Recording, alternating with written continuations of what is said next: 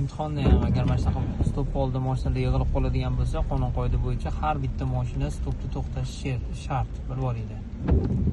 Ana mashina o'chib qoldi. Hozir yuramiz biz ham. Stopda to'xtab, to'xtamasdan harakatlanish taqiqlanadi degan belgimizda to'xtab 8 sekund turib, keyin yana qo'zg'alib ketishimiz kerak bo'ladi.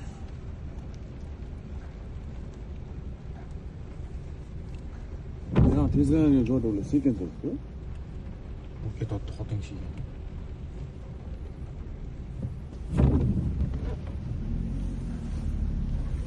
Belgimiz